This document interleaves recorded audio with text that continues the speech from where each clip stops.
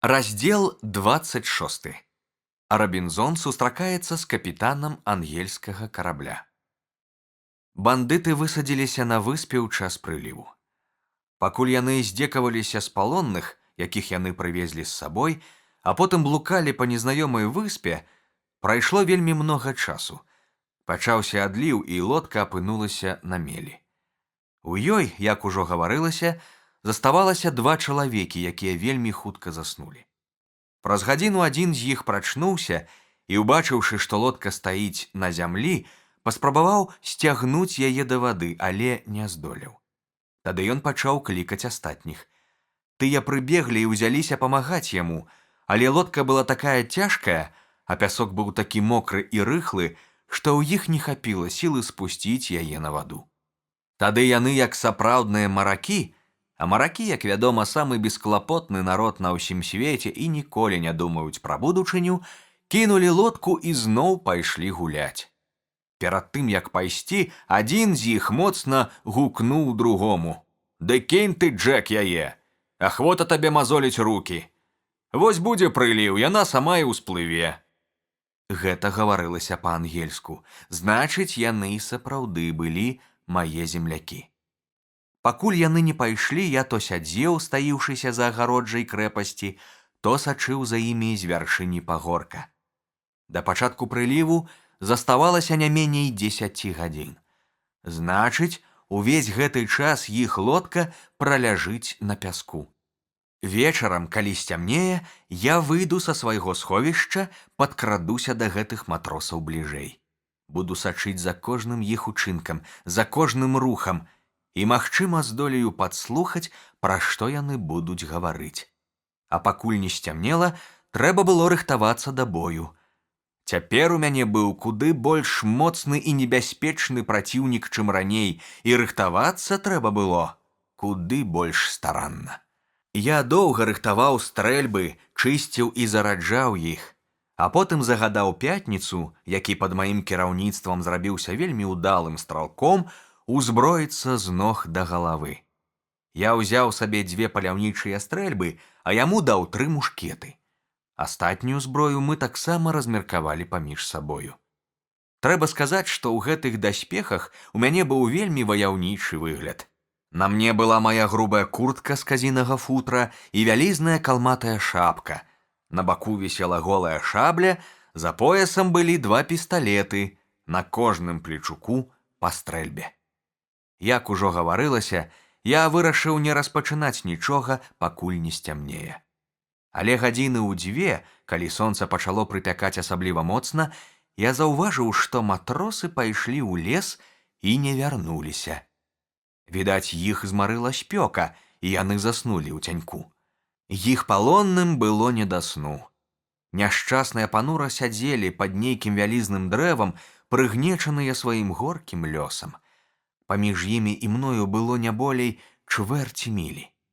Іх ніхто не вартаваў, і я вырашыў, не чакаючы вечара, прабрацца да іх і пагутарыць з імі. Мне карцела даведацца, што яны за людзі і чаму яны тут. І я пайшоў да іх з тым дзіўным узбраеннем, якое я толькі што апісваў. За мною следам крочыў Пятніца. Ён таксама быў узброены з галавы да ног, хаця і не здаваўся такім страшыдлам, як я. Я падышоў да 3 палонных зусім блізка. Яны сядзелі да мяне спіною і не бачылі мяне, і гучна спытаў іх па-гішпанску: «Хто вы такія, сеньоры?» Яны здрыгануліся ад нечаканасці, але, здаецца, напалохаліся яшчэ больш, калі ўбачылі, якое страшыдла падышло да іх. Ніхто з іх не адказаў ні слова, і мне здалося, што яны збіраюцца ўцякаць ад мяне. Тады я загаварыў па-ангельску. «Джентльмены», — сказаў я, — «не палохайцеся. Магчыма, вы сустрэнеце сябра там, дзе менш за ўсё чакаеце сустрэць яго. Я ангелец і хачу вам дапамагчы. Вы бачыце нас толькі 2, у нас ёсць зброя і порах. Кажыце ж адразу, якім чынам мы можам аблегчыць ваш лёс, якое няшчасце надарылася з вамі?» «Нашых няшчасцяў так многа, што апісваць іх было б вельмі доўга», — адказаў адзін палонны. «Між тым, нашы мучителі непадалёку і кожную хвіліну могуць вярнуцца сюды. Але вось вам уся наша гісторыя ў некалькіх кароткіх словах. Я капітан карабля, мой экіпаж узбунтаваўся. Я заўсёды любіў матросаў, і яны мяне любілі. Пад маёй камандай ім жылося выдатна. Але іх збіла з панталыку шайка мярзотнікаў, якія завяліся на судні ў апошні час. Гэтыя мярзотнікі падбухторылі іх зрабіцца піратамі, марскімі бандытамі, каб рабаваць і паліць караблі. Таварышы мае, якіх вы тут бачыце, адзін мой памочнік, другі пасажыр, ледзь упрасілі гэтых людзей не забіваць нас. І нарэшце яны згадзіліся з той умоваю, што высадзяць нас на якім-небудзь бязлюдным беразе. Так яны і зрабілі. Мы былі ўпэўнены, што нас чакае тут галодная смерць. Мы лічылі гэту зямлю бязлюднай. Цяпер жа высветлілася, што тут жывуць людзі, якія гатовы самааддана выратаваць нас ад смерці. «Дзе гэтыя бандыты?» – спытаўся я. «Куды яны пайшлі? У які бок?» «Яны ляжаць пад тымі вунь дрэвамі, сэр», – паказаў капітан на пясок, што віднеўся непадалёку. «Сэрца ў мяне абмірае ад страху. Я баюся, што яны ўбачаць вас і пачуюць, пра што мы зараз гаворым. Калі так, то мы загінулі. Яны бязлітасна заб'юць нас усіх да аднаго». «У іх ёсць зброя?» – спытаў я. «Толькі 2 стрэльбы і яшчэ адна, якую яны пакінулі ў лодцы». «Цудоўна», – сказаў я. «Астатняе я бяру на сябе. Усе яны спяць, і нам было б няцяжка падкрасціся да іх і ўсіх іх перабіць. Але ці не лепей захапіць іх жывымі? Магчыма, яны адумаюцца, пакінуць разбою і захочуць стаць сумленнымі людзьмі». Капітан сказаў, што сярод іх ёсць 2 небяспечныя бандыты, якія і пачалі бунт. Наўрад ці трэба пакідаць іх, але калі пазбавіцца ад гэтых 2, астатнія, ён упэўнены, раскаюцца і зноў вернуцца да свае ранейшай справы. Я папрасіў яго паказаць мне гэтых 2.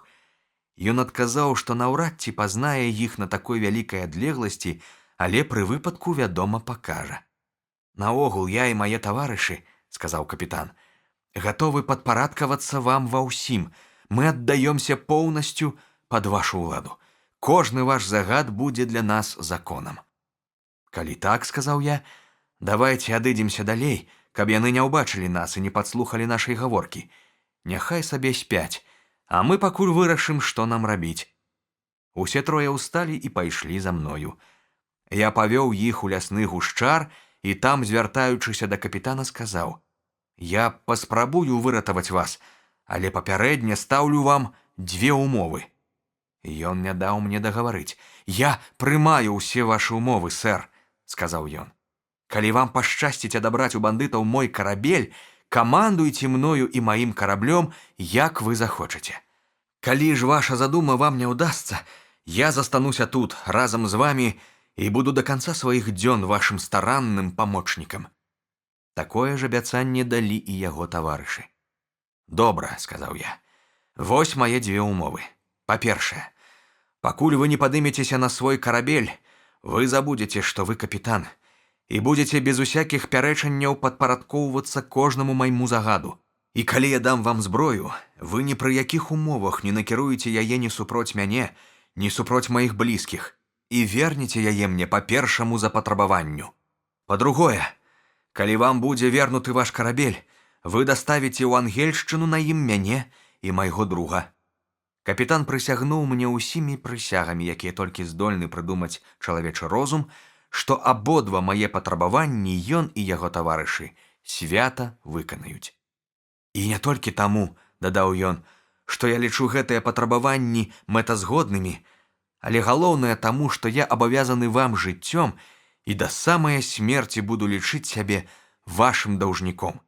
«У такім разе не будзем цягнуць, — адказаў я. Вось вам 3 мушкеты, вось порах і кулі. А цяпер кажыце, што, па-вашаму, нам трэба рабіць». «Дзякую вам, што вы звяртаецеся да мяне за парадай, — сказаў капітан. Але ці маю права я даваць вам парады? Вы наш начальнік, і ваша справа даваць нам загады, а наша выконваць іх». «Мне здаецца, — сказаў я, — што нам лягчэй усё-такі будзе расправіцца з імі, калі мы нячутна падкрадземся, пакуль яны спяць, і выстралім у іх адразу з усіх нашых стрэльбаў. Каму суджана быць забітым, той будзе забіты. Калі ж тыя, што застануцца жывыя, папросяць літасці, іх бадай можна будзе памілаваць. Капітан нерашуча заўважыў, што яму не хацелася б праліваць столькі крыві, што калі можна, ён хацеў бы ўстрымацца ад такой жорсткасці. З гэтых людзей, дадаў ён, толькі 2 безнадзейныя нягоднікі, гэта яны падбухторвалі на злачынства астатніх. Калі яны ад нас уцякуць і вернуцца на карабель, мы прапалі, таму што яны наляцяць сюды з астатнімі матросамі і пераб'юць нас усіх. Значыць, трэба прыняць маю параду, сказаў я. Вы самі бачыце, што мы вымушаны быць жорсткімі. Для нас гэта адзіны сродак выратавання. Але было відаць, што капітану не хочацца забіваць і калечыць столькі сонных людзей, хоць гэтыя людзі і пакідалі яго на галодную смерць. Заўважыўшы гэта, я сказаў яму, каб ён ішоў са сваімі таварышамі наперад і рабіў так, як лічыць больш мэтазгодным. Пакуль у нас ішлі гэтыя перагаворы, піраты пачалі прачынацца. З лесу пачуліся іх галасы. Я ўбачыў, што 2 з іх ужо стаяць на нагах, і спытаў капітана, ці не гэта завадатары бунту. «Не», – адказаў ён, – «гэтыя людзі былі верныя свайму абавязку да апошняй хвіліны і прымкнулі да змоўшчыкаў пад уздзеяннем пагрозы». «Тады няхай сабе яны ідуць», – сказаў я. «Не будзем перашкаджаць ім». Відаць, сам лёс паклапаціўся пра тое, каб выратаваць невінаватых ад кулі. Але крыўдуйце потым на сябе, калі вы дасце магчымасць астатнім уцячы. Яны схопяць нас, і вам тады літасці ўжо не будзе. Гэтыя словы абудзілі ў капітана рашучасць. Ён і яго таварышы схапілі стрэльбы, засунулі за пояс пісталеты і рынуліся наперад. Адзін з матросаў павярнуўся, пачуўшы крокі, і, убачыўшы ў руках сваіх палонных зброю, узняў трывогу. Але было позна ўжо. У той самы момант, як ён закрычаў, прагучалі 2 стрэлы. Тыя, што стралялі, не прамахнуліся. Адзін чалавек быў забіты напавал, другі цяжка паранены. Ён, аднак, усхапіўся на ногі і пачаў клікаць на дапамогу, але тут да яго наблізіўся капітан. «Позна», – сказаў ён. «Цяпер ужо цябе ніхто не выратуе. Вось табе ўзнагарода за здраду». З гэтымі словамі ён ускінуў мушкет і так моцна стукнуў здрадніка прыкладам па галаве, што той змоўк назаўсёды. Цяпер, не лічачы 3 чалавек, якія, відаць, зайшлі ў другі бок лесу, у нас заставаліся толькі 3 праціўнікі, з якіх адзін быў лёгка паранены. У гэты час падышлі і мы з Пятніцай. Ворагі ўбачылі, што ім не выратавацца, і пачалі прасіць літасці. Капітан адказаў, што ён гатовы памілаваць іх, калі яны на справе дакажуць, што раскайваюцца ў сваім вераломстве і прысягнуць, што дапамогуць яму завалодаць караблём. Яны пападалі перад ім на калені і пачалі горача запэўніваць яго ў сваім раскаянні. Капітан паверыў іх клятве і заявіў, што ахвотна даруе ім жыццё. Я не пярэчыў супроць гэтага, але патрабаваў, каб палонным звязалі рукі і ногі. Як толькі перагаворы скончыліся, я загадаў Пятніцу і памочніку капітана збегаць да баркаса і зняць з яго ветразь і вёслы. Неўзабаве вярнуліся і тыя 3 матросы, якія блукалі па выспе. Яны зайшлі далёка і цяпер прыбеглі, пачуўшы нашы стрэлы. Калі яны ўбачылі, што капітан з іх палоннага зрабіўся іх пераможцам, яны нават не спрабавалі супраціўляцца і, не пярэчачы, далі сябе звязаць. Такім чынам, перамога засталася за намі. Раздзел 27. Бойка з піратамі. Цяпер, на волі, я мог падрабязна расказаць капітану пра ўсе свае прыгоды і няшчасці і распытаць яго пра тыя сумныя падзеі, у выніку якіх ён застаўся без карабля. Я пачаў першы. Я расказаў яму ўсю гісторыю свайго жыцця за апошнія 27 гадоў. Ён слухаў вельмі уважліва і не раз выказваў здзіўленне маёй мужнасцю і працавітасцю, якія пазбавілі мяне ад непазбежнай смерці. Цяпер, калі ён падрабязна даведаўся пра маё жыццё на бязлюднай выспе, я запрасіў яго самога і яго спадарожнікаў да сябе ў крэпасць, куды мы зайшлі маім звычайным шляхам па прыстаўных лесках. Я прапанаваў сваім гасцям добрую вячэру, а затым паказаў ім усю сваю хатнюю гаспадарку з усімі прыдуманымі мною за многія гады мае адзіноты прыстасаваннямі. Усё, што гэтыя людзі тут убачылі, здалося ім цудам. Усё, што я расказаў ім пра сябе, яны слухалі як чароўную казку, але больш за ўсё іх уразілі збудаваныя мною ўмацаванні і тое, як хітра схавана было ў гушчары лесу маё жытло. Паколькі дрэвы тут растуць куды хутчэй, чым у Ангельшчыне, мой гай за 20 год пераўтварыўся ў дрымучы лес. Дабрацца да майго дома было магчыма толькі па вузкай пакручастай сцяжынцы, якую я пакінуў, калі садзіў дрэвы. Я растлумачыў капітану, што гэта крэпасць галоўная мая рэзідэнцыя, але, як і падабае каралю, у мяне ў далечыні ад сталіцы ёсць летні палац, які зрэдку я таксама наведваю. Я, вядома, з ахвотай пакажу яго вам, сказаў я, але цяпер у нас ёсць больш важная справа. Трэба падумаць, як адабраць у ворагаў ваш карабель. Розуму не прыкладу, што нам рабіць, сказаў капітан. На караблі яшчэ засталося 26 чалавек. Усе яны ўдзельнікі бунту, гэта значыць такога злачынства, за якое паводле нашых законаў адна кара — смерць. Піратам добра вядома, што калі яны здадуцца нам, іх адразу ж, як толькі мы вернемся ў Ангельшчыну, сустрэне шыбеніца. І таму, што губляць ім няма чаго, бараніцца яны будуць адчайна. А пры такіх умовах нам, з нашымі слабымі сіламі, немагчыма пачынаць з імі бойку. Я задумаўся. Словы капітана здаліся мне пераканаўчымі. Трэба было як мага хутчэй прыдумаць які-небудзь рашучы план. Цягнуць і марудзіць не было калі. З карабля магла з'явіцца новая шайка піратаў і перарэзаць усіх нас. Лепей за ўсё было б завабіць іх у пастку хітрасцю і напасці на іх знянацку, але як гэта зрабіць? З хвіліны на хвіліну яны маглі з'явіцца тут. Напэўна, сказаў я капітану, там на караблі пачалі ўжо непакоіцца, чаму так доўга не вяртаецца лодка. Хутка яны захочуць даведацца, што здарылася з матросамі, якія паехалі на бераг і пашлюць да нас другую лодку.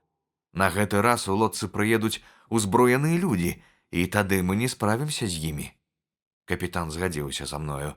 Перш за ўсё, гаварыў я далей, мы павінны паклапаціцца пра тое, каб бандыты не здолелі адвесці свой баркас назад. А таму трэба зрабіць яго непрыгодным для плавання. Гэта значыць прадзіравіць яго дно. Мы зараз жа заспяшаліся да баркаса. Гэта была вялізная лодка з крутымі бартамі. У баркасе аказалася многа рознага дабра. Мы знайшлі там сякую такую зброю, парахаўніцу, 2 бутэлькі, адну з гарэлкай, другую з ромам, некалькі сухароў, вялікі дроб цукру, фунтаў 5 ці 6, загорнуты ў парусіну. Усё гэта было мне вельмі дарэчы, асабліва гарэлка і цукар, ні таго, ні другога я не спытваў ужо шмат гадоў. Склаўшы ўвесь гэты груз на беразе і прыхапіўшы з сабою вёслы, мачту, ветразь і руль, мы прабілі ў дне баркаса вялікую дзірку. Такім чынам, калі б ворагі аказаліся мацнейшымі за нас і нам не ўдалося б з імі справіцца, іх баркас усё роўна застаўся б у нашых руках, і, шчыра кажучы, на гэта я разлічваў больш за ўсё. Прызнаюся, я не вельмі верыў, што нам пашанцуе адабраць у піратаў карабель. Але няхай яны пакінуць нам баркас, думаў я сам сабе.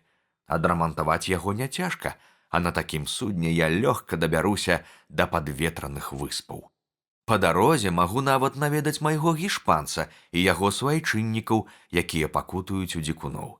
Пасля таго, як агульнымі намаганнямі мы ўсцягнулі баркас на такое высокае месца, куды не дасягае прыліў, мы прыселі адпачыць і параіцца, што ж нам рабіць далей. Раптам з карабля мы пачулі гарматны стрэл. На караблі замахалі сцягам. Гэта, відаць, быў сігнал баркасу.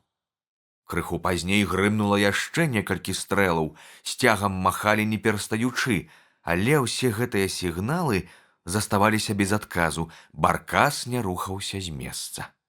Нарэшце з карабля спусцілі шлюпку.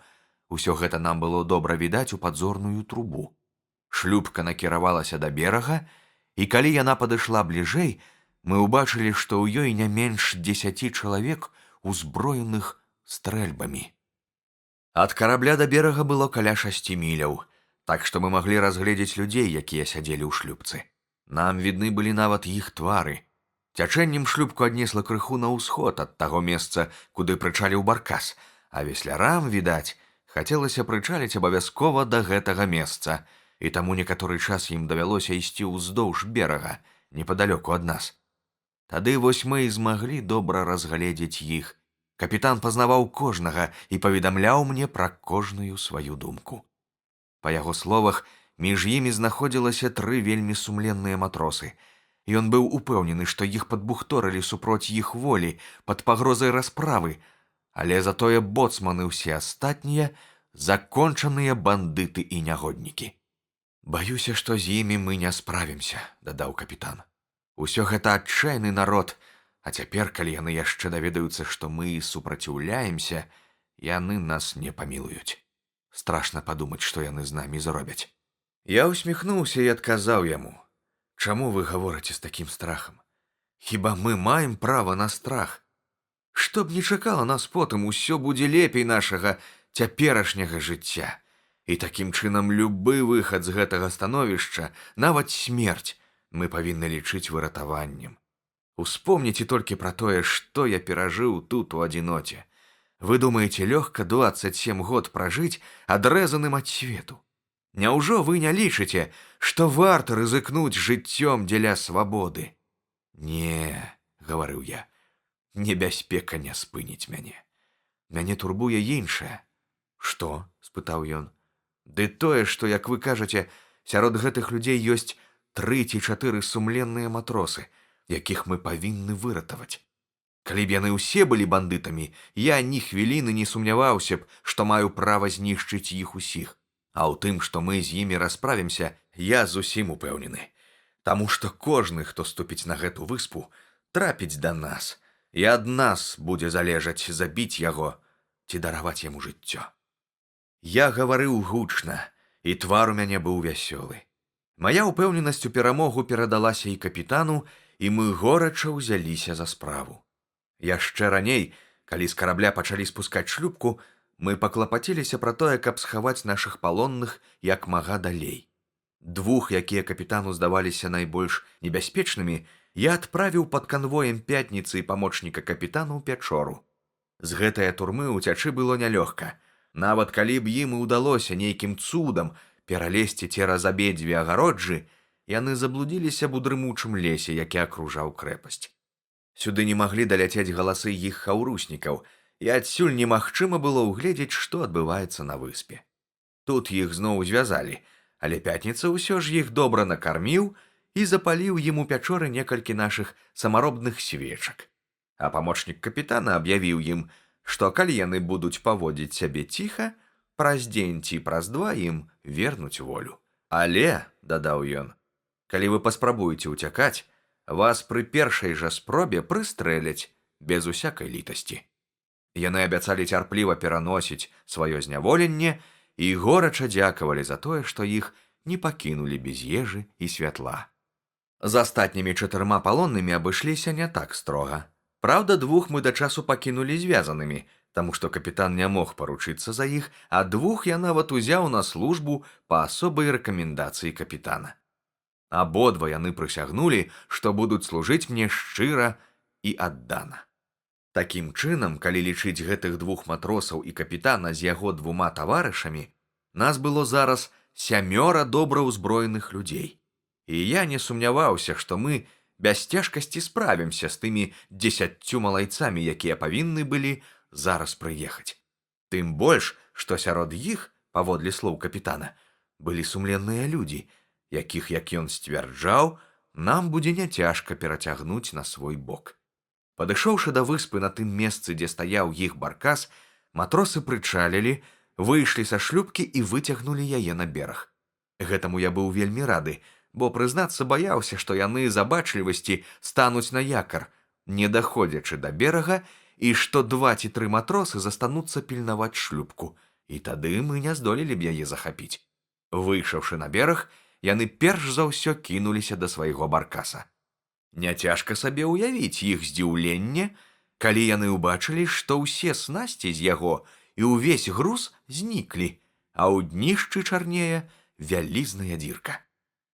Яны стаўпіліся вакол баркаса і доўга абмяркоўвалі між сабою, як магло здарыцца з іх лодкаю такое няшчасце. А потым узяліся моцна крычаць, клікаць сваіх таварышаў. Але ніхто не адклікнуўся. Тады яны сталі ў кружок і далі залп з усіх сваіх стрэльбаў. Лясное рэха падхапіла іх стрэл і паўтарыла яго некалькі разоў. Але і гэта нічога не дало. Тыя, што сядзелі ў пячоры, не маглі пачуць стрэл. Тыя ж, што былі з намі, хоць і чулі, але не адважыліся абазвацца. Між тым піраты, упэўніўшыся, што ўсе іх заклікі застаюцца без адказу, страшэнна перапалохаліся і вырашылі адразу ж вярнуцца да сябе на карабель і паведаміць астатнім, што ў баркасе прабіта дно, а людзі, якія прыплылі на выспу, забітыя, таму што інакш яны абавязкова адгукнуліся б. Капітан, які да гэтага часу ўсё яшчэ спадзяваўся, што мы здолеем захапіць карабель, цяпер канчаткова страціў надзею. «Усё прапала», — сказаў ён панура.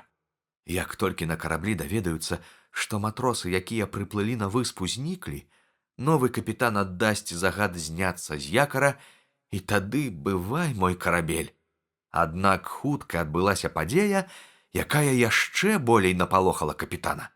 Не прайшло і 10 хвілін, як мы ўбачылі, што шлюпка, якая адчаліла ад берага, раптам павярнула назад і зноў накіроўваецца да нашай выспы. Напэўна, па дарозе матросы параіліся між сабою, і ў іх з'явіўся нейкі другі план. Мы моўчкі сачылі за імі. Прычаліўшы да берага, яны пакінулі ў шлюпцы 3 чалавек, а астатнія 7 узбеглі ўверх па гарыстым схіле і накіраваліся ў глыбіню выспы, відаць, шукаць таварышаў. Гэта моцна ўстрывожыла нас. Калі нам нават пашанцуе захапіць 7, якія выйшлі на бераг, наша перамога будзе дарэмная, бо мы не дагонім шлюпку, на якой засталіся 3 астатніх, а тыя, вярнуўшыся на карабель, раскажуць таварышам пра тое няшчасце, якое здарылася на выспе. Карабель адразу ж знімецца з якара, і мы страцім яго назаўсёды. Што было рабіць?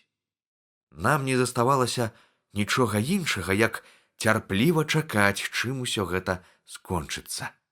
Пасля таго, як 7 матросаў выйшлі на бераг, шлюпка з 3 астатнімі адышла даволі далёка ад берага і стала на якар, так што мы пазбавіліся магчымасці захапіць яе і схаваць. Тыя, што выйшлі на бераг, відаць, вырашылі не разыходзіцца. Яны ішлі адзін пры адным і пачалі падымацца на гару, пад якою знаходзіўся мой дом. Мы бачылі іх добра, яны ж не маглі нас бачыць. Мы былі б вельмі рады, калі б яны падышлі да нас бліжэй, і каб мы маглі стрэліць у іх. Мы спадзяваліся, што яны накіруюцца да супрацьлеглага берага выспы, таму што, пакуль яны заставаліся на гэтым яе баку, мы не здолелі б пакінуць нашу крэпасць. Але, дабраўшыся да вяршыні гары, адкуль, відаць, была ўся паўночна-ўсходняя частка выспы, яе лясы і даліны, яны спыніліся і зноў пачалі моцна крычаць. Нарэшце, не дачакаўшыся адказу і, напэўна, баючыся аддаляцца ад берага, яны селі пад дрэвам і пачалі раіцца. Добра было б, калі б яны леглі і заснулі, як тыя, што прыехалі раніцой. Тады мы хутка здолелі б з імі расправіцца. Але яны і не думалі спаць. Яны адчувалі, што на выспе адбываецца штосьці нядобрае, і вырашылі трымацца асцярожна, хоць і не ведалі, якая небяспека ім пагражае і адкуль яна можа прыйсці. Убачыўшы, што яны раяцца, капітан выказаў адну вельмі вартую ўвагі думку. «Зусім магчыма, — сказаў ён, — што яны на сваім вайсковым савеце вырашаць яшчэ раз падаць сігнал загінуўшым таварышам, і ўсе адразу стрэляць. Тут бы нам і кінуцца на іх, пакуль іх стрэльбы будуць разраджаныя. Тады ім нічога больш не застанецца, як здацца, і ўсё абыдзецца без кровапраліцця». План, по-мойму, быў някепскі. Але для таго, каб яго ажыццявіць, нам неабходна было быць на вельмі блізкай адлегласці ад ворагаў, бо мы ж павінны былі кінуцца на іх у тую самую хвіліну, як яны дадуць залп. Але яны знаходзіліся ад нас так далёка, што не магло быць і думкі пра раптоўны напад на іх. Ды яны і не стралялі. Мы не ведалі, на што рашыцца. Нарэшце я сказаў: «Па-мойму, да наступлення ночы нам няма чаго рабіць. А ўначы, калі гэтыя 7 не вернуцца ў лодку, мы зможам непрыкметна прабрацца да мора і завабіць якой-небудзь хітрасцю тых 3, што засталіся ў лодцы». Мы доўга сядзелі ў засадзе і з нецярпеннем чакалі, калі ж піраты крануцца з месца. Нам здавалася, што іх нарадзе не будзе канца. Раптам яны адразу ўсхапіліся і накіраваліся проста да мора. Напэўна, ім здалося, што заставацца на выспе небяспечна, і яны вырашылі вярнуцца на карабель, пакінуўшы шукаць сваіх таварышаў. «Кепскія нашы справы», — падумаў я. «Відаць, нам давядзецца назаўсёды развітацца з караблём». Я сказаў пра гэта капітану, які прыйшоў у такую роспач, што ледзь не страціў прытомнасць. Але тут я прыдумаў вайсковую хітрасць, якую і пусціў у ход. Хітрасць нескладаная, але план мой удаўся выдатна. Паклікаўшы да сябе Пятніцу і памочніка капітана, я загадаў ім спусціцца да бухтачкі, той самай, якую Пятніца некалі пераплыў, калі за ім гналіся людаеды. Затым, абагнуўшы яе, звярнуць на паўмілі да захаду, падняцца на пагорак і крычаць з усяе сілы, пакуль не пачуюць матросы, якія вяртаюцца да лодкі. Калі ж матросы адгукнуцца, перабегчы на другое месца і зноў крычаць і клікаць. І такім чынам, мяняючы кірунак, завабліваць ворагаў усё далей і далей у глыб выспы, пакуль яны не заблудзяць у лесе, а потым кружным шляхам вярнуцца сюды да мяне. Матросы ўжо садзіліся ў лодку і гатовы былі адчаліць, як раптам збоку бухтачкі пачуліся моцныя крыкі. Гэта крычалі Пятніца з памочнікам капітана. Ледзь толькі піраты пачулі іх галасы, яны зараз жа адгукнуліся і з усіх ног кінуліся бегчы ўздоўж берага ў той бок, адкуль чуліся гэтыя крыкі. Але бухта загарадзіла ім дарогу, таму што быў прыліў, і вада ў бухце стаяла вельмі высока. Тады яны паклікалі тых, што засталіся ў шлюбцы, каб яны пад'ехалі і перавезлі іх на другі бераг. Я гэтага толькі і чакаў. Яны перабраліся цераз бухту і пабеглі далей, прыхапіўшы з сабою яшчэ аднаго чалавека. Такім чынам у шлюбцы засталося толькі 2. Я бачыў, як яны адвялі яе ў самы канец бухты, бліжэй да зямлі, і прывязалі там да чэзлага дрэўца. Гэта вельмі мяне ўзрадавала. Даўшы магчымасць Пятніцы памочніку капітана рабіць сваю справу, я загадаў астатняму атраду ісці за мною. Хаваючыся ў густым і высокім хмызняку, мы абагнулі бухту і раптоўна ўзніклі перад тымі піратамі, якія засталіся ля берага. Адзін з іх сядзеў у шлюбцы, другі ляжаў на беразе і драмаў. Убачыўшы нас за 3 крокі ад сябе, ён памкнуўся быў ускочыць, каб уцячы, але капітан, які стаяў спераду, кінуўся на яго і стукнуў прыкладам. Затым, не даючы апамятацца другому матросу, ён крыкнуў яму: «Здавайся, або смерць!» Гэта быў адзін з тых матросаў, пра якіх капітан казаў, што яны прымкнулі да бунтаўшчыкоў не па сваёй волі, а пад пагрозай. Матрос не толькі здаўся па першаму нашаму патрабаванню, але адразу ж выказаў жаданне ўступіць у наш атрад. Хутка ён даказаў сваімі ўчынкамі, што ён варты нашага даверу. Тым часам Пятніца з памочнікам капітана не пераставалі крычаць і клікаць. Адгукваючыся на крык матросаў, яны вадзілі іх па ўсёй выспе з пагорка на пагорак, з аднаго гаю ў другі, пакуль не завялі ў такую непралазную гушчэчу, адкуль нельга было выбрацца на бераг да надыходу ночы. Можна сабе ўявіць, як стамілі і знясілілі яны непрыяцеля, калі і самі вярнуліся да нас смяротна стомленыя. Цяпер нам заставалася толькі падпільнаваць піратаў, калі яны будуць вяртацца да таго месца, дзе яны пакінулі шлюбку, і, ашаламіўшы іх нечаканым нападам з цемры, прымусіць іх здацца нам у палон. Яны вярнуліся не хутка. Нам давялося прачакаць некалькі гадзін, і толькі тады мы пачулі, што яны паволі прабіраюцца да берага. Ішлі яны паасобку, далёка адзін ад аднаго. Пярэднія крычалі на задніх: «Хутчэй, хутчэй!» Заднія адказвалі: «Мы не можам, мы стаміліся». Усё гэта было нам на руку. Нарэшце яны падышлі да бухты. За гэтыя некалькі гадзін пачаўся адліў, і шлюпка, якая была прывязана да дрэва, апынулася зараз на сушы. Немагчыма апісаць, што сталася з піратамі, калі яны ўбачылі, што шлюпка на мелі, а людзі зніклі. З гучнымі праклёнамі кідаліся яны па беразе. Яны крычалі, што іх занесла на зачараваную выспу, што тут жывуць або разбойнікі, якія ўсіх іх перарэжуць, або водзяцца чэрці, якія з'ядуць іх жывымі. Некалькі разоў браліся яны клікаць сваіх таварышаў, называючы іх імёны і прозвішчы, але, вядома, адказу не атрымлівалі. Пры слабым вячэрнім асвятленні нам відаць было, як бегаюць яны ўперад і назад, ламаючы ў роспачы рукі. Стаміўшыся ад гэтай бязмэтнай беганіны, піраты кінуліся ў лодку, каб перадыхнуць, але не праходзіла і хвіліны, як яны зноў выскаквалі на бераг і зноў бегалі ўперад і назад. Мае спадарожнікі прасілі ў мяне дазволу напасці на ворага, як толькі сцямнее. Але я не хацеў кровапраліцця і вырашыў расправіцца з піратамі больш мірным чынам. А галоўнае, я ведаў, што вораг узброены з галавы да ног і не хацеў рызыкаваць жыццём сваіх людзей. Трэба было пачакаць, ці не падзеляцца сілы праціўніка на 2 ці 3 атрады, а пакуль што я загадаў свайму войску наступаць на ворага. Пятніцу і капітана я паслаў наперад. Яны павінны былі падкрасціся да піратаў паўзком і, калі спатрэбіцца, страляць у іх ва ўпор. Але нядоўга ім давялося паўзці. На іх самі амаль наткнуліся 3 піраты, якія выпадкова адлучыліся ад астатніх, у тым ліку і боцман, які, як ужо было сказана, быў галоўным завадатарам, а цяпер трымаўся як самы апошні баязлівец.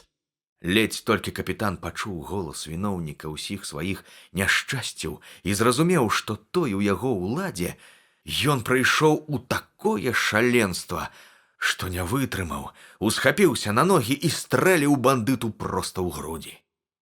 Тады, вядома, стрэліў і Пятніца. Боцман быў забіты напавал, другі пірат моцна паранены, ён сканаў гадзіны праз 2, трэці ж здолеў уцячы.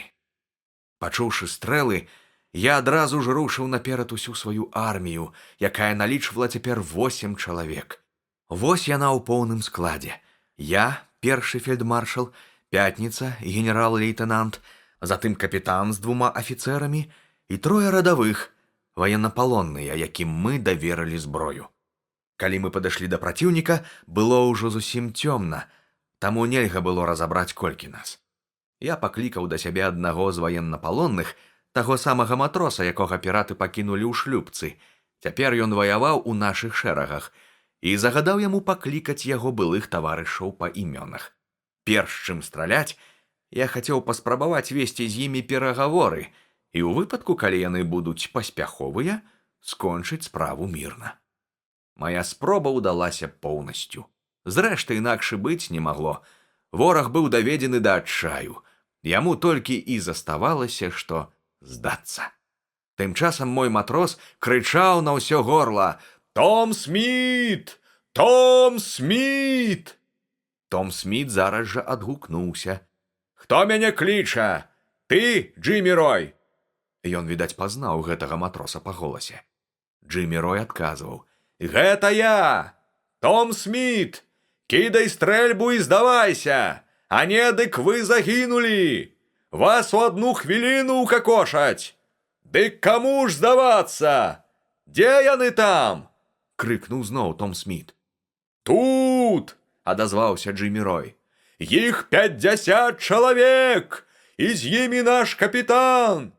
Вось ужо 2 гадзіны, як яны гоняцца за вамі! Боцмана забілі! Біл Фрэй паранены! А мяне ўзялі ў палон!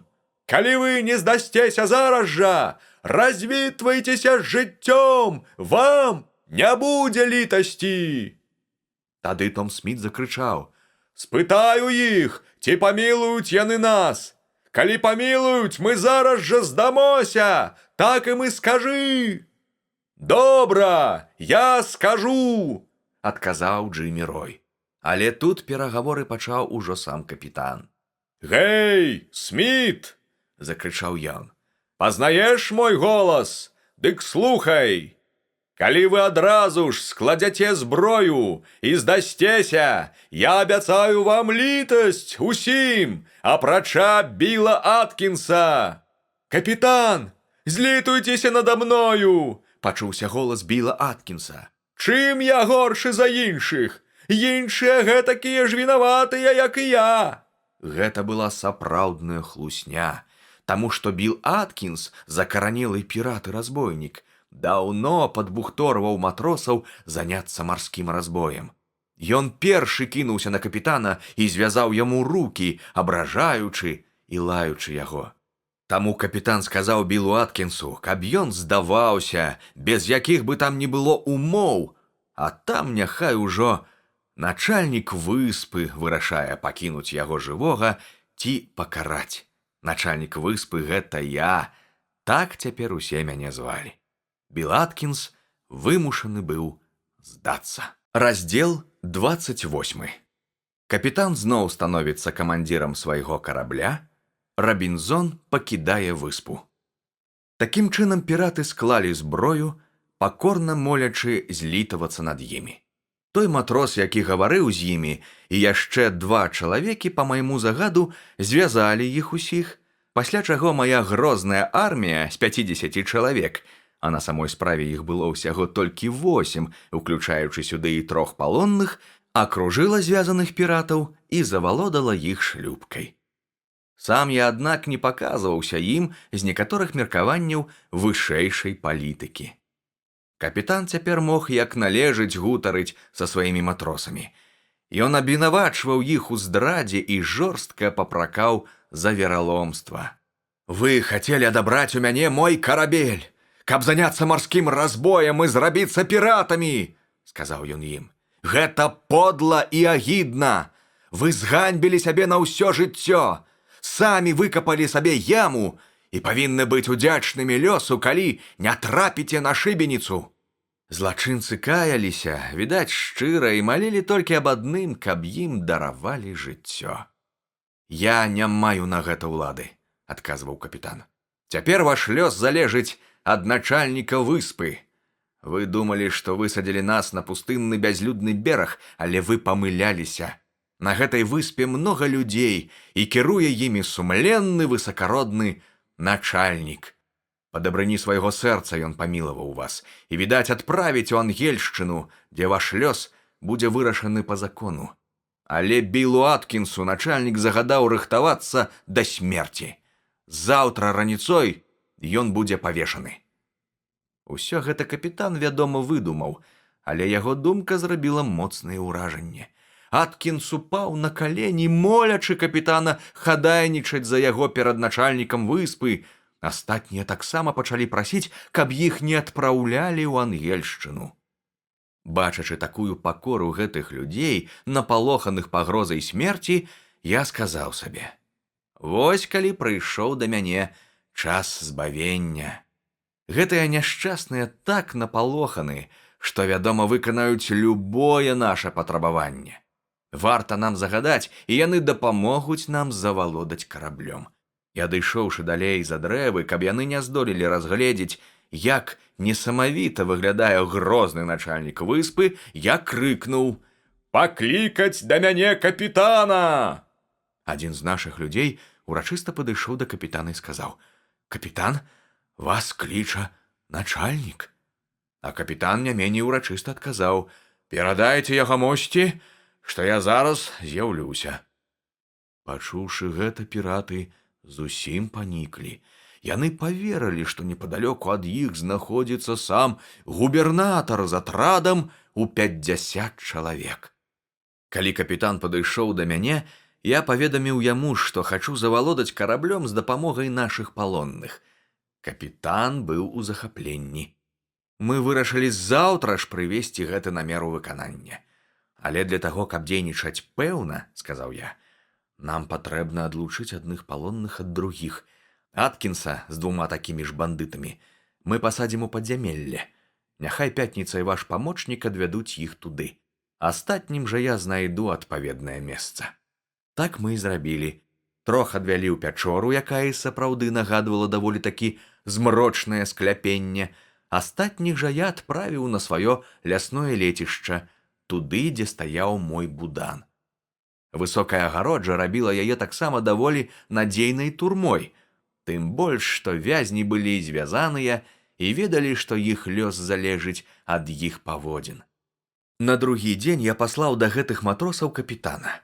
Ён павінен быў пагутарыць з імі, даведацца, які сапраўдны ў іх настрой і пачуцці, а потым зрабіць мне падрабязную справаздачу пра сваю гутарку. Я хацеў ведаць, у якой ступені можна давяраць гэтым людзям і ці не будзе небяспечна ўзяць іх з сабой на карабель. Капітан павёў справу разумна і рашуча. Ён нагадаў матросам, у якім крытычным становішчы яны апынуліся па ўласнай жа віне, і сказаў, што хоць начальнік выспы цяпер і памілаваў іх сваёй уладай, але калі карабель пойдзе ў Ангельшчыну, іх будуць судзіць як здраднікаў і няма сумнення павесяць. Але, дадаў ён, калі вы дапаможаце мне адабраць у піратаў мой карабель, тады начальнік выспы, прымаючы да ўвагі, што вы па сваёй волі паслужылі добрай справе, паспрабуе прасіць, каб вам даравалася ваша злачынства. Няцяжка здагадацца, з якім захапленнем сустрэлі гэтыя людзі яго прапанову. Яны ўпалі перад капітанам на калені і кляліся, што будуць біцца за яго да апошняй кроплі крыві, што калі ён выпрасіць ім памілаванне, яны будуць усё сваё жыццё лічыць сябе яго даўжнікамі, пойдуць за ім, куды ён загадае, хоць на край свету, і будуць шанаваць яго як роднага бацьку. «Цудоўна», – сказаў капітан. «Пра ўсё гэта я далажу начальніку выспы, і са свайго боку буду прасіць яго, каб ён памілаваў вас». Затым ён вярнуўся да мяне, зрабіў мне падрабязную справаздачу пра сваю гутарку з матросамі і дадаў, што па яго перакананню мы, пэўна, можам спадзявацца на гэтых людзей. Але я быў той думкі, што асцярожнасць ніколі не пашкодзіць, і таму сказаў капітану: «Вось што мы зробім. Мы возьмем пакуль што толькі 5. Няхай не думаюць, што мы маем патрэбу ў людзях. Ідзіце і скажыце ім, што хоць у нас і дастаткова людзей, але так, для выпрабавання. Мы возьмем і 5 з іх, астатнія ж 2, разам з тымі 3, што сядзяць у крэпасці, гэта значыць у маёй пячоры, будуць пакінуты начальнікам выспы ў якасці закладнікаў, і калі іх таварышы, якія будуць прымаць удзел у нашай бойцы, парушаць сваю прысягу, усе 5 закладнікаў будуць павешаны». Гэта была выключна суровая ўмова. Калі капітан перадаў палонным мой адказ, яны зразумелі, што з начальнікам выспы жарты кепскія. І, вядома, ім заставалася адно – прыняць мае ўмовы. Закладнікі самі пачалі горача ўпрошваць сваіх вызваленых таварышаў, каб тыя не здрадзілі капітану. Вось поўны склад нашай арміі напярэдадні вялікай бітвы. Па-першае, капітан, яго памочнік і пасажыр. Па-другое, 2 вызваленых палонных, за якіх паручыўся сам капітан. Па-трэцяе, яшчэ 2, тыя, што сядзелі ў маім будане. Цяпер па просьбе капітана іх таксама вызвалілі. Па-чацвёртае, тыя 5 з другой партыі, якіх мы вызвалілі пазней за іншых. Такім чынам, усяго 12 чалавек, апрача тых 5, якія засталіся ў маім скляпенні закладнікамі. Я спытаў капітана, як ён мяркуе, ці магчыма напасці на карабель з такой малой сілай. Мне і Пятніцу немагчыма было адлучацца. У нас на руках заставалася 7 чалавек, якіх мы павінны былі вартаваць і карміць.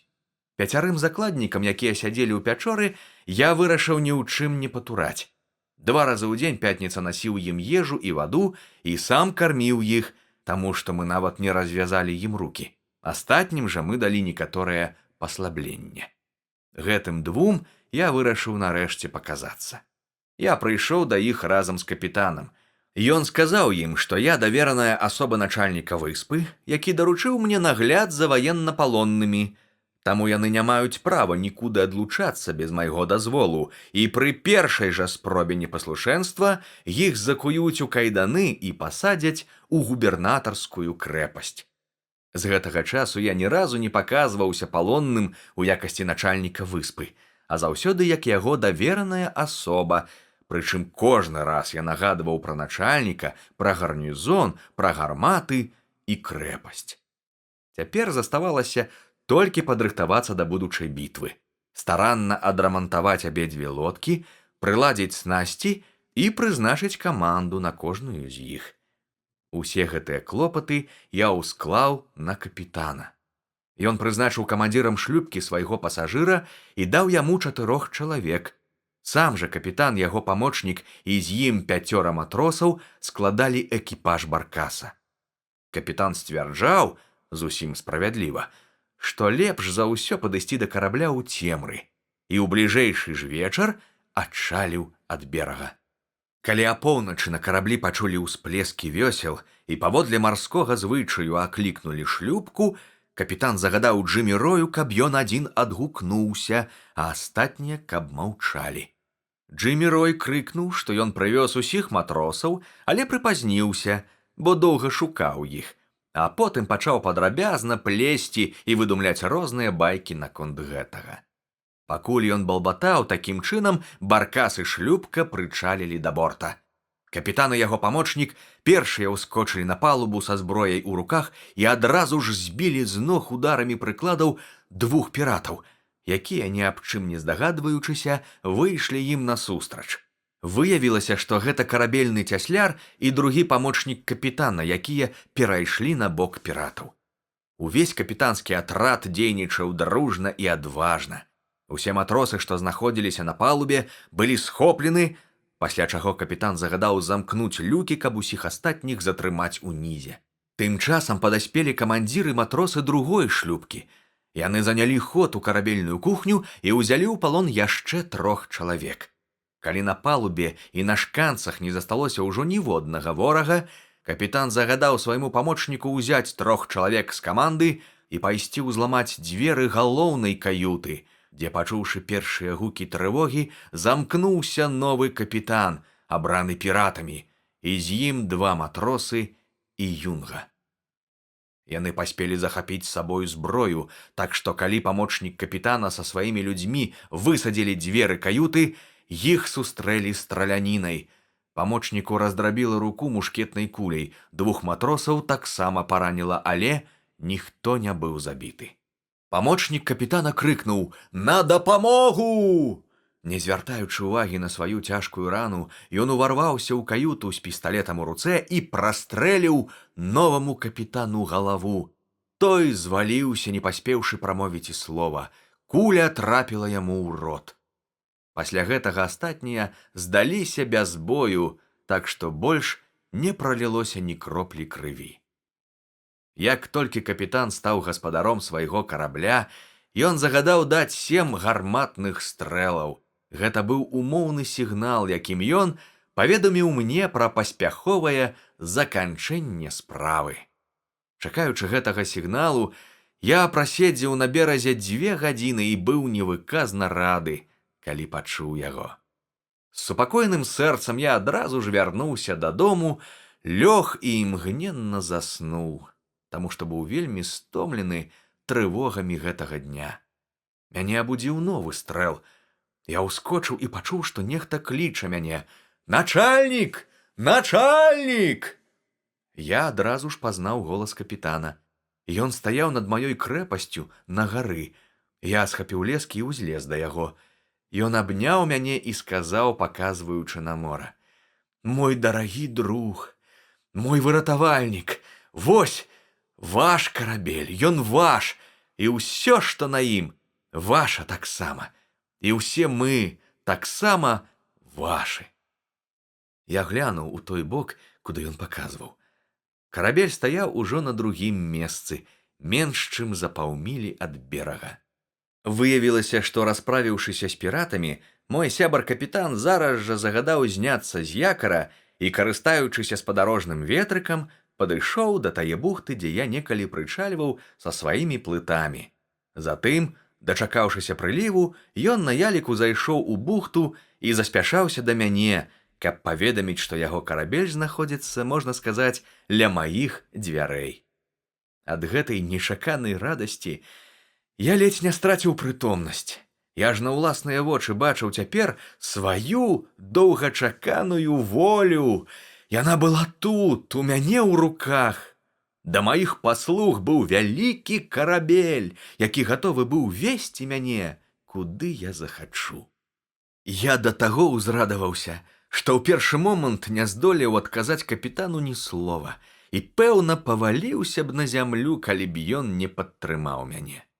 Убачыўшы, што я канчаткова знясіліў ад раптоўнага шчасця, ён выцягнуў з кішэні шклянку з нейкімі лекамі, якія ён прыхапіў для мяне.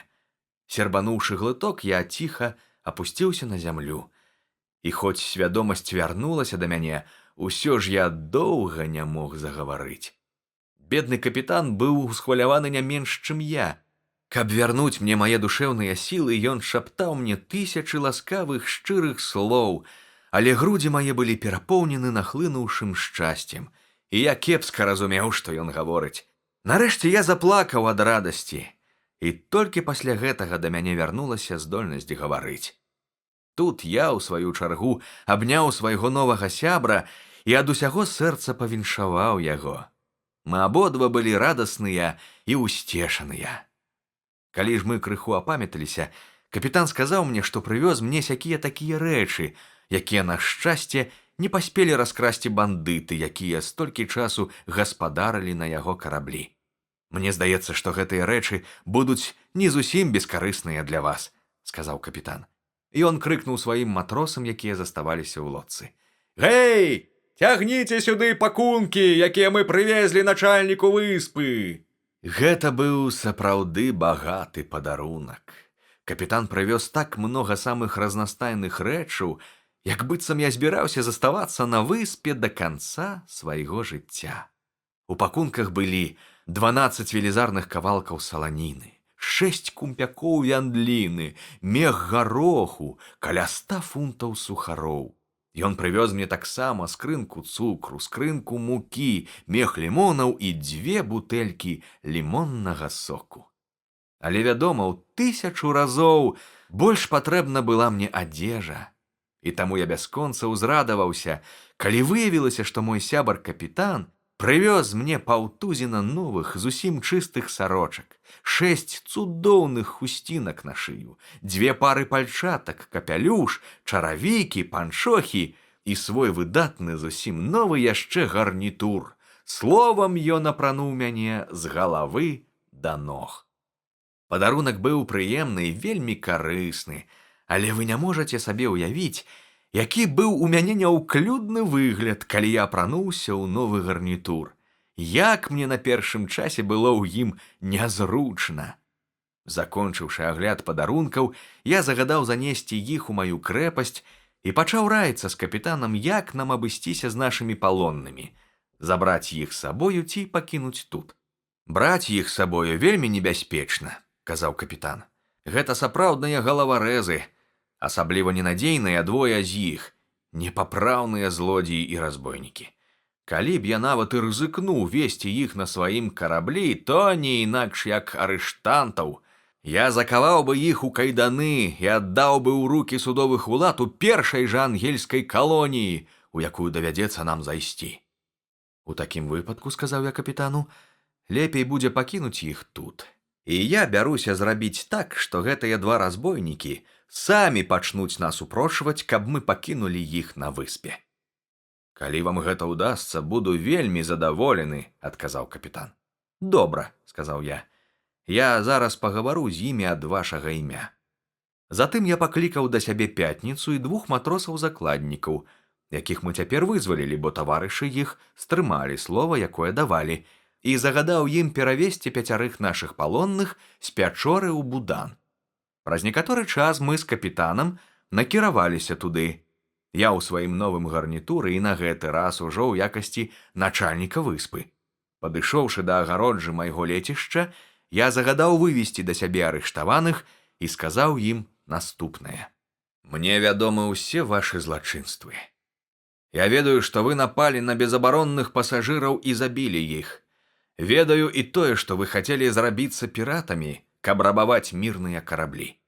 Цяпер ведайце, што па майму загаду карабель вернуты капітану. Варта мне загадаць, і вас павесяць як разбойнікаў, злоўленых на месцы злачынства. Таму, калі ў вас ёсць што сказаць у сваё апраўданне, кажыце, бо я маю намер пакараць вас як забойцаў і здраднікаў. Адзін з іх адказаў за ўсіх, што ім няма чаго сказаць у сваё апраўданне. Але, калі нас арыштавалі, капітан абяцаў нам літасць, і мы пакорна молім вас зміласцівіцца над намі і дараваць нам жыццё. Я не ведаю, якую літасць я здолею зрабіць для вас, адказаў я. Я маю намер пакінуць выспу з усімі маімі людзьмі. Мы ад'язджаем на радзіму. Што ж датычыць вас, то паводле слоў капітана ён павінен закаваць вас у кайданы і, прыехаўшы ў Ангельшчыну, аддаць вас пад суд за здраду. А суд адразу ж вынесе вам смяротны прысуд. Іншага прысуду і быць не можа. Смерць на шыбеніцы.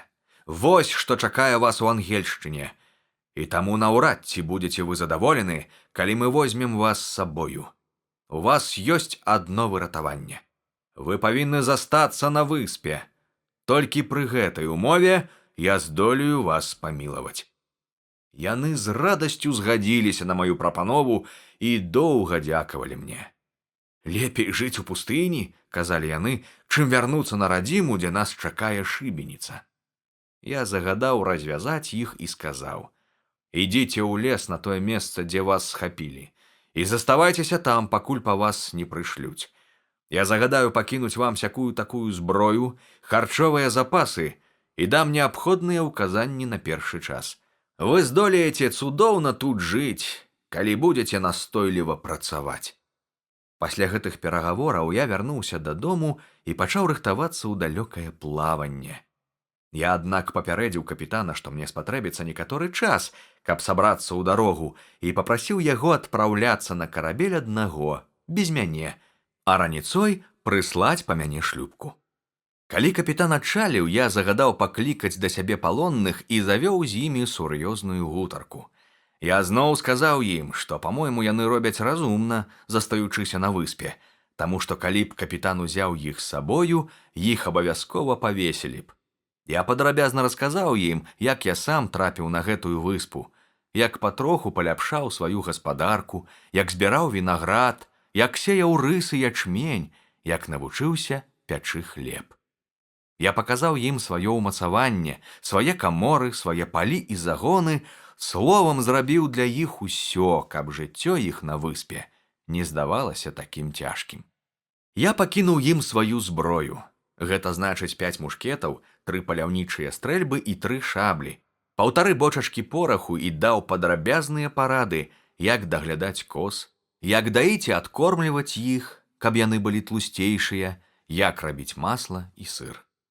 Такім чынам мне давялося расказаць гэтым людзям усю доўгую гісторыю майго цяжкага, працавітага і адзінокага жыцця на выспе на працягу 28 год.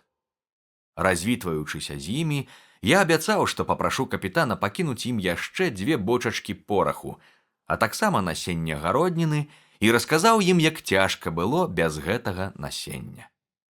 Мех гароху, які капітан прывёз мне, каб я ўжываў яго ў ежу, я таксама аддаў ім і пры гэтым параіў выкарыстаць для пасеву ўвесь гарох, каб яго потым было больш. Пасля гэтай гутаркі я на другі ж дзень раніцой перабраўся на карабель. Хоць нам і вельмі не цярпелася хутчэй падняць ветразі і рушыць у далёкае плаванне, усё-такі на якары мы прастаялі яшчэ цэлыя суткі. На другі дзень раніцой мы ўбачылі, што да карабля плывуць 2 чалавекі. Выявілася, што гэта 2 з тых 5, якіх мы пакінулі на выспе. «Вазьміце нас з сабою!» – крычалі яны. Лепей повесьте нас, только не покидайте на выспе, там усё роўна нас заб'юць. У адказ на іх просьбу капітан заявіў, што не можа ўзяць іх без майго дазволу.